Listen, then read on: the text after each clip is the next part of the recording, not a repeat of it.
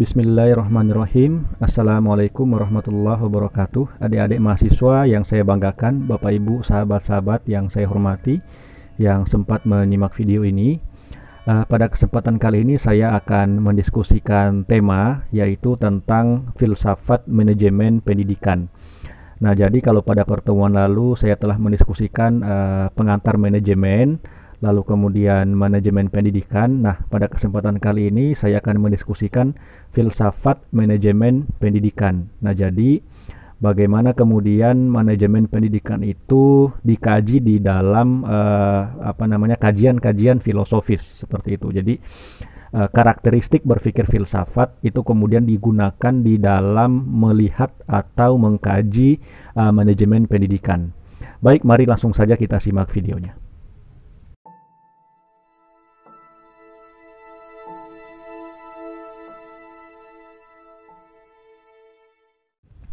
Adik-adik yang saya banggakan, Bapak Ibu yang saya hormati, di dalam kajian filsafat manajemen pendidikan itu secara rinci terdapat 4 bagian pembahasan atau 4 poin pembahasan di dalam mengkaji filsafat manajemen pendidikan. Itu yang pertama unsur filsafatnya, lalu yang kedua filsafat manajemen, yang ketiga filsafat pendidikan, yang keempat adalah filsafat manajemen pendidikan. Nah, jadi sebelum akhirnya kita membahas filsafat manajemen pendidikan, terlebih dahulu kita akan mendiskusikan apa itu filsafat, atau apa sih sebenarnya karakteristik berpikir filsafat atau sejarah filsafat itu. Cuman memang karena kalau kita berbicara tentang filsafat itu memang panjang sekali. Selain sejarahnya, kita juga misalkan akan mendiskusikan terkait dengan pemikiran-pemikiran para filsuf, mulai dari filsuf masa klasik sampai dengan modern, bahkan sampai postmodern. Nah, dan itu akan memakan waktu yang lama. Maka dalam kesempatan kali ini saya tidak akan mendiskusikan tokoh-tokoh itu atau ketokohan-ketokohan itu. Saya hanya akan mengambil poin-poin pentingnya saja di dalam materi berkaitan dengan filsafat. Nanti ke depan kita akan diskusikan pelan-pelan. Nah, yang kedua, bagaimana filsafat yang nanti akan kita diskusikan itu atau karakteristik berpikir filsafat itu digunakan untuk mengkaji manajemen. Jadi bagaimana fungsi-fungsi manajemen itu kemudian dikaji secara falsafati seperti itu. Nah, lalu yang ketiga filsafat pendidikan. Nah, kalau yang kedua itu bagaimana unsur manajemen dikaji secara filosofis. Nah, yang ketiga adalah bagaimana pendidikan itu kemudian dikaji secara filosofis, begitu. Nah, lalu yang keempat, filsafat manajemen pendidikan. Nah, setelah kita ketemu bagaimana manajemen dikaji secara filosofis, bagaimana pendidikan kemudian dikaji secara filosofis. Nah, nanti terakhir kita akan mendiskusikan bagaimana manajemen pendidikan itu kemudian dikaji secara filosofis. Seperti itu. Nanti kita akan pilah-pilah tema-temanya gitu. Nah, terlebih dahulu kita akan mendiskusikan tentang karakteristik berpikir filsafat gitu ya. Nah, di dalam karakteristik berpikir filsafat itu ada 3. Itu yang pertama itu kritis, berpikir kritis, yang kedua itu berpikir reflektif, yang kedua itu radikal. Nah, jadi 3 ciri utama ini kalau misalkan kita baca berbagai literatur tentang filsafat, saya menyimpulkan bahwa 3 karakteristik utama inilah yang menjadi ciri-ciri berpikir filsafat gitu. Jadi yang pertama itu berpikir kritis, yang kedua reflektif, yang ketiga itu radikal gitu. Nah, nanti kita akan diskusikan radikal yang kita pahami dengan radikal di dalam prinsip filsafat itu gitu. Nah, yang pertama berpikir kritis. Nah, kritis ini di zaman dulu itu dimulai dengan rasa ingin tahu gitu. Nah, jadi misalnya kenapa alam semesta ini ada, kenapa pohon-pohon itu ada, kenapa makhluk hidup itu ada, seperti itu. Nah, jadi dimulai dengan rasa penasaran atau rasa ingin tahu. Nah, tapi pada prinsipnya ciri berpikir kritis itu pada zaman dahulu itu dimulai dari rasa ingin tahu. Nah, dari rasa ingin tahu itulah kemudian lahir semangat untuk mencari tahu atau semangat untuk mengkaji realitas seperti itu. Nah, maka muncul filosofis muncul apa namanya tokoh-tokoh filsuf pada zaman dahulu itu dimulai dari rasa ingin tahu itu. Nah, akan tetapi pada zaman sekarang ini, di saat ini, berfilsafat itu bukan hanya sekedar berangkat dari rasa ingin tahu. Apalagi kita melihat realitas kekinian kita kan. Nah, jadi apa namanya berfilsafat itu bukan hanya sekedar berangkat dari rasa ingin tahu, tapi bahkan berpikir sampai ke akar-akarnya gitu. Nah, jadi misalnya kalau kita melihat realitas kekinian kita, misalnya soal demokrasi, soal apa namanya hak asasi manusia, kemudian soal ideologi bangsa seperti itu. Nah, dengan adanya realitas itu kan sebetulnya adalah produk apa namanya produk manusia yang kemudian dijadikan sebagai landasan untuk mengatur suatu negara seperti itu kan. Nah, misalnya di apa namanya misalkan apa demokrasi misalnya, orang mengatakan bahwa filosofi demokrasi itu orientasinya untuk rakyat, bahwa kekuasaan tertinggi itu berada di tangan rakyat. Akan tetapi sekarang kita melihat banyak sekali rakyat yang apa namanya rakyat yang sengsara, katakanlah seperti itu. Terjadi banyak ketimpangan sosial antara si kaya dan si miskin. Lalu kemudian apa namanya kebijakan-kebijakan yang banyak merugikan rakyat miskin, misalkan kebijakan penggusuran yang kemudian tidak apa namanya tidak memperhatikan rakyat miskin. Misalnya kalau di dalam kasus penggusuran di area Bolivar itu banyak sekali nelayan yang tergusur di situ dan kehilangan pekerjaan. Nah, jadi banyak sekali realitas seperti itu. Nah, artinya demokrasi yang kemudian apa namanya semangatnya itu dari rakyat dan untuk rakyat, tetapi kenyataannya realitasnya apa namanya justru banyak rakyat yang menjadi korban seperti itu. Nah, jadi apa namanya di sini kita bisa melihat bahwa realitas hari ini banyak orang mengatakan bahwa demokrasi itu bagus, iya kan? Ideologi kita itu misalkan Pancasila itu bagus. Nah, tetapi realitasnya banyak individu-individu, banyak orang-orang yang kemudian tidak menerapkan demokrasi sebagaimana yang diidealkan, atau tidak menerapkan Pancasila sebagaimana yang idealkan. Misalkan di poin 2 itu kemanusiaan yang adil dan beradab. Tetapi kenyataannya masih banyak ketidakadilan, masih banyak ketimpangan-ketimpangan. Nah, seperti itu. Nah, maka di dalam situasi kekinian kita, berpikir filsafat itu yang di dalam poin salah satunya itu berpikir kritis, yaitu adalah melihat apa sih yang terjadi di balik individu itu begitu. Nah, ini poin yang perlu saya sampaikan, bahwa berpikir kritis itu atau berfilsafat itu bukan sekedar atau bukan mengomentari politik, bukan mengomentari ekonomi, bahkan bukan mengomentari apa namanya aktivitas sosial kemasyarakatan, bukan seperti itu. Tapi berfilsafat itu justru lebih tinggi dari itu, gitu. Nah, berfilsafat itu justru bertujuan untuk memikirkan dengan sistematis dan hati-hati tentang sejumlah persoalan yang fundamental yang muncul di atas. Misalkan ketika terjadi ketimpangan, ketika terjadi apa namanya persoalan-persoalan politik, persoalan-persoalan ekonomi, maka filsafat itu justru melihat secara ke dalam, gitu. Apa yang terjadi di dalam individu, gitu kan? Nah, misalnya ketika di sekolah-sekolah adik-adik sering mendengarkan tentang pendidikan kewarganegaraan. Nah, tetapi realitasnya di luar sana kita justru dihadapkan dengan praktek-praktek yang tidak mencerminkan seorang warga negara yang baik begitu. Nah, misalnya para koruptor, apa namanya praktek-praktek ekonomi dan praktek-praktek politik yang tidak memperdulikan lingkungan, tidak memperdulikan rakyat kecil dan seterusnya. Itu hanya untuk kepentingan investasi. Nah, jadi itu poin yang penting. Manfaatnya ketika kita menginternalisasi sikap kritis, sikap berpikir kritis di dalam diri kita, gitu ya. Nah, kalau di dalam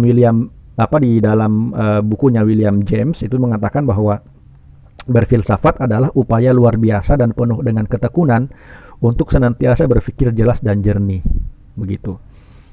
Nah, jadi bisa jadi ideologinya itu memang sempurna. Dan memang kalau kita melihat misalnya Pancasila yang kita pegang itu sudah sempurna memang. Yang pertama itu ketuhanan yang Maha Esa. Bagaimana kita harus menciptakan spiritualitas, mewujudkan spiritualitas di dalam diri kita. Beriman dan bertakwa kepada Tuhan yang Maha Kuasa, kan, Allah Subhanahu wa taala. Lalu yang kedua, kemanusiaan yang adil dan beradab. Bagaimana kita peduli dengan sesama manusia, seperti itu kan. Lalu kemudian persatuan Indonesia, kerakyatan yang dipimpin oleh hikmat kebijaksanaan dalam permusyawaratan perwakilan, keadilan sosial bagi seluruh rakyat Indonesia. Nah, dan seterusnya kan. Nah, itu artinya Pancasila itu sudah bagus. Tetapi ketika kita berpikir secara kritis, ketika kita melihat ke dalam, orang-orang itu masih belum 100% menerapkan yang namanya Pancasila. Gitu ya. Nah, berarti di titik ini berfilsafat di dalam konteks kekinian itu bukan hanya sekedar menciptakan atau mewujudkan keraguan, tetapi justru kita berpikir kritis dengan realitas yang kita hadapi, gitu. Kalau Plato mengatakan bahwa filsuf sepanjang waktu itu mengamati semua yang ada, itu kata Plato. Jadi realitas yang ada di sekelilingnya itu kemudian diamati. Nah, jadi artinya berfilsafat atau berpikir kritis itu artinya dia terus menerus berpikir atau terus menerus melihat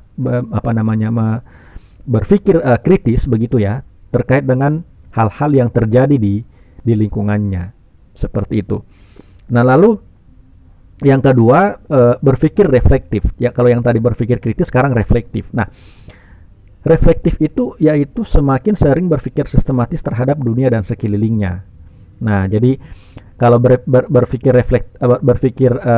kritis itu artinya selalu bertanya tentang dunia, atau selalu bersikap kritis, atau selalu memunculkan pertanyaan-pertanyaan yang kritis, seperti itu.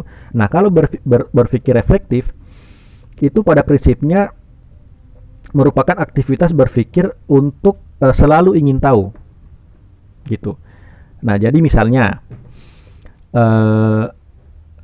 ketika misalkan seorang anak bertanya kepada ibunya, misalkan, "Ibu, kenapa kenapa kakak dikasih jajan lebih banyak daripada saya sebagai seorang adik?" Nah, itu artinya anak itu sudah mulai berpikir reflektif, gitu. Paham ya? Nah, kalau kita naikkan lagi misalnya di dalam realitas kita, kenapa lingkungan kita seperti ini bukan seperti itu? Nah, itu berpikir reflektif. Kenapa misalkan Indonesia berbeda dengan Jepang? Atau kenapa misalnya desa kita, kalau di dalam lingkup desa, kenapa desa kita masih belum sejahtera sementara desa yang lain sejahtera? Nah, itu berpikir reflektif. Kenapa negara kita masih belum maju sementara negara yang lain itu sudah maju sedemikian pesat? Nah, itu juga berpikir reflektif, seperti itu. Nah, jadi selalu ingin tahu, gitu. Itu berpikir reflektif. Nah, yang ketiga, radikal. Nah, radikal ini tentu berbeda dengan pengertian radikal yang kita pahami selama ini ya. Kalau pengertian radikal yang kita pahami selama ini kan konotasinya atau artinya itu negatif. Jadi misalkan Islam radikal berarti Islam yang konotasinya atau artinya itu Islam yang negatif, seperti itu, yang suka dengan kekerasan, terorisme, fundamentalisme, dan seterusnya. Akan tetapi kalau di dalam filsafat, radikal itu adalah cara berpikir sampai ke akar-akarnya, begitu. Jadi merupakan sistem pemikiran yang jauh menerawang ke relung-relung hati manusia daripada sekedar pernyataan fakta-fakta, gitu. Nah, jadi artinya radikal ini justru kalau misalkan kita bicara hakikat, misalkan kita bicara ilmu hakikat, radikal itu justru sampai kepada taraf yang paling dalam dari yang nampak, begitu.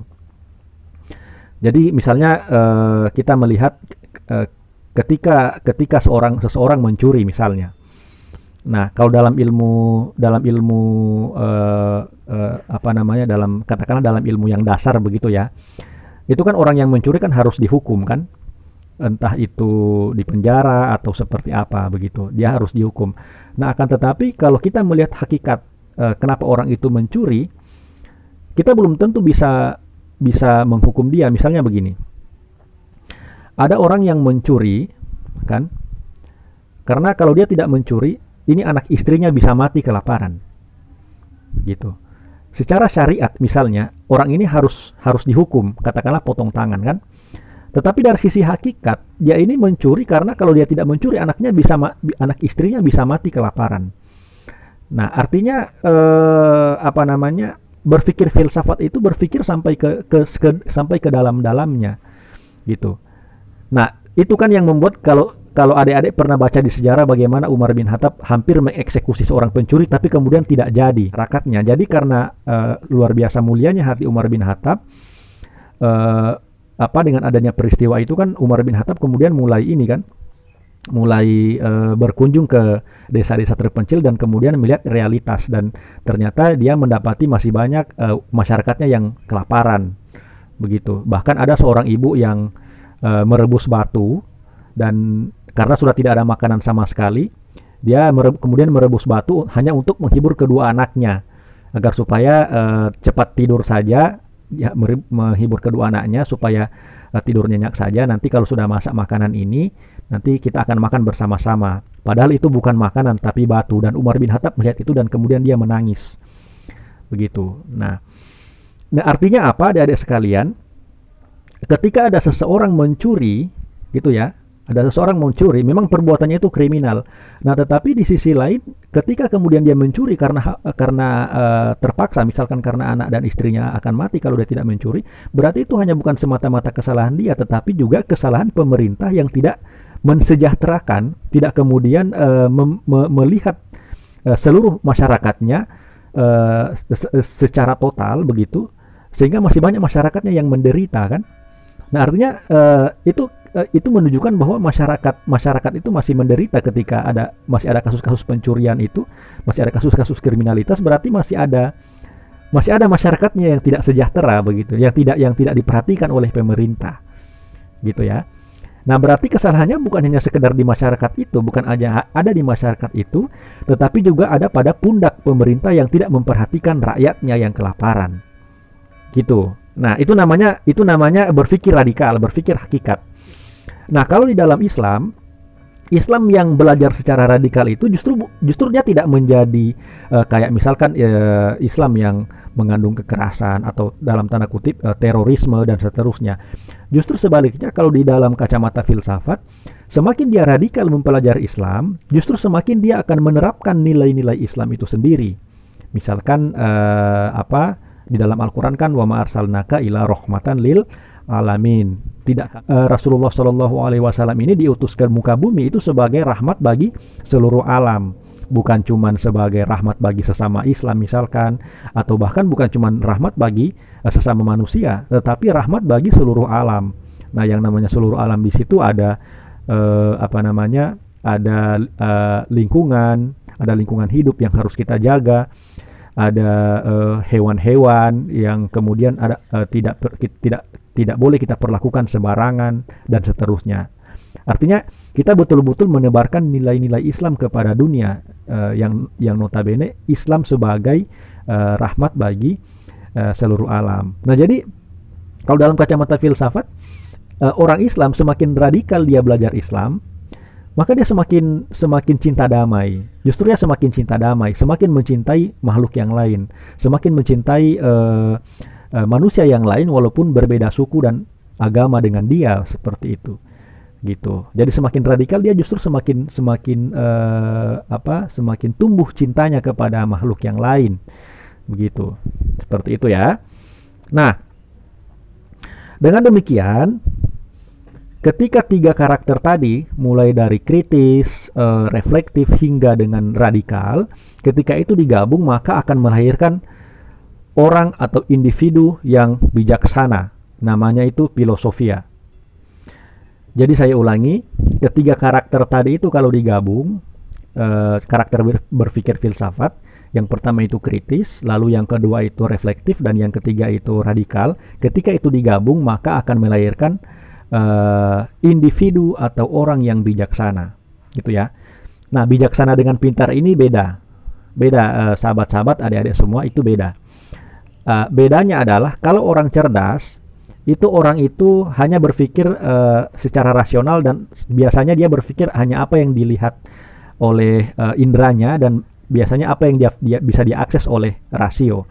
Nah, kalau orang berpikir atau orang yang bertindak secara bijaksana, dia akan bisa menempatkan sesuatu itu kepada porsinya, gitu. Nah, jadi beda antara cerdas dengan bijaksana. Contoh misalnya, ketika ada orang lewat di depan adik-adik semua, misalkan orang ini sudah hitam, terus dia itu juga kumuh kelihatannya, lalu kemudian berantakan, pokoknya tampilannya itu berantakan. Lalu kemudian lewat di hadapan adik-adik semua, dan kemudian adik-adik mengatakan, hei hitam, hitam, mau kemana? Nah, itu memang dia betul hitam, orang itu memang hitam, mau periksa di laboratorium pun dia itu memang sudah hitam kan. Memang kenyataannya itu dia hitam, secara rasional, secara empirik dia juga hitam kan. Lalu berantakan juga. Nah, tetapi ketika adik-adik mengatakan itu di hadapan banyak orang, misalkan ketika adik-adik mengatakan dia hitam, mau kemana? Nah, pertanyaannya adalah, apakah tindakan adik-adik itu adalah tindakan yang bijaksana? Tidak kan? Gitu. Nah, maka itulah bedanya antara cerdas dan bijaksana. Bijaksana itu dia mampu menempatkan segala sesuatu itu sesuai dengan porsinya. Segala sesuatu itu sesuai dengan porsinya dan pas, gitu kan. Nah, jadi ketika, sekali lagi saya sampaikan, ketiga unsur berpikir filsafat itu, yaitu kritis, reflektif, dan radikal yang saya jelaskan tadi, itu kemudian digabung menjadi satu, itu akan melahirkan manusia yang wisdom, atau manusia yang bijaksana, manusia yang wise, gitu ya, yang bijaksana. Gitu. Bijaksana itu bukan hanya sekedar cerdas, bukan hanya sekedar pintar secara intelektual, tetapi orang yang mampu menempatkan segala sesuatu sesuai dengan porsinya, sesuai dengan situasi dan kondisi, dan sesuai dengan keadaan. Nah, itu orang yang bijaksana. Adik-adik yang saya banggakan, Bapak Ibu, sahabat-sahabat yang saya hormati, demikian tadi penyampaian materi yang terkait dengan tema filsafat manajemen pendidikan. Namun dalam pertemuan ini saya hanya menyampaikan karakteristik berpikir filsafat, agar supaya materi kita itu bisa disampaikan secara sistematis dan runtut dari awal sampai akhir. Misalnya kita akan mempelajari seperti yang saya katakan tadi, sebelum kita akan mempelajari filsafat manajemen pendidikan, kita akan mendiskusikan dahulu aspek filsafatnya, lalu kemudian filsafat manajemennya, lalu kemudian filsafat pendidikan, dan terakhir filsafat manajemen pendidikan. Terima kasih atas perhatiannya. Mohon maaf atas segala kekurangan. Billahi fisabilillah, wal muwaffiq ila aqwamit thoriq. Wassalamualaikum warahmatullahi taala wabarakatuh.